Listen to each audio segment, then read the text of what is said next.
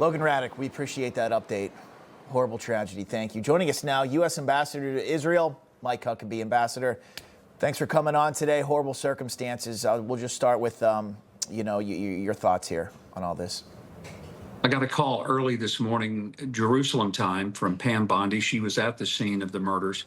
She briefed me on what was going on and wanted, of course, to get word to the Prime Minister, to the Foreign Minister, to the President of Israel, to key people here. It's just been a horrible day throughout the country. People are devastated by the news that this young couple with their whole lives in front of them, planning to come to Israel next week to formalize their engagement, are gunned down in cold blood by an anti-Semitic, Jew-hating, crazy person, probably fueled by this contagious anti-Semitism that is going across our country and across the world. It's heartbreaking. And as it turned out, the young man, I talked to his father this morning, and his father works for one of my closest friends here in Israel. And I wasn't even aware of that until the time that we were able to visit. But this is just a tragedy that's shaken this country. I think it should shake everybody in the United States as well.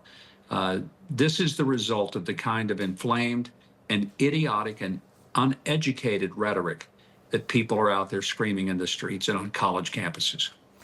Ambassador, it's terrible to say, but as to your point, we've been seeing this happening and getting worse and worse, this anti-Semitism and also this violence for years now. And I think one of the very sad things about all this, besides the loss of these two young people, is also that this is not as surprising as it should be. This is something that has almost become a norm when we see this much hatred throughout the world, and particularly in the United States. How can we start to go back the other way? Start being human beings, start acting with a level of civility toward each other, get information that is accurate. When people are out there saying from the river to the sea, they're demonstrating their ignorance.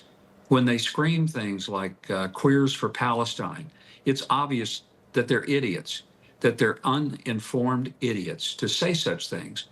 But I think it's also important to push back strongly and to stand up for the Jewish people across the world and to say they've been through a Holocaust. They were chased over the world for 2,000 years.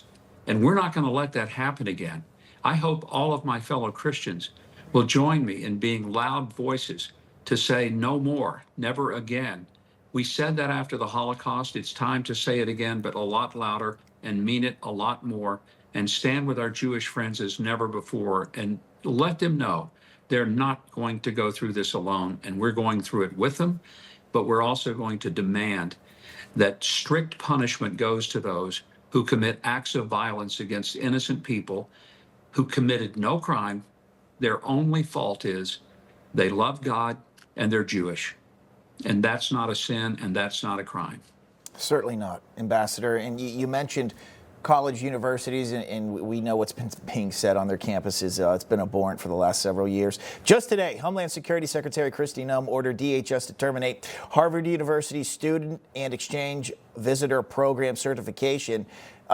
In the reports here, Harvard can no longer enroll foreign students. Existing foreign students, they must transfer or lose their legal status just as well. Can you comment on that step? Yeah, I'm delighted to see our federal government under President Trump enforcing the law and saying, if you want to come to this country and be a visitor, then act like a guest. Don't act like you own the place, because you don't. My gosh, we don't expect Americans to act in that level of bad behavior, and we certainly shouldn't tolerate it out of people who don't have a constitutional right to be here, and we've given them the privilege of visiting America. It does not mean that they have a right to destroy this country and ultimately to do things that lead to the murder of very innocent, precious young people who just wanted to live their lives peacefully and live them toward a spiritual future. Well said. Ambassador Mike Huckabee. Sir, thanks for coming on. Stop back soon. Hopefully the circumstance is better next time.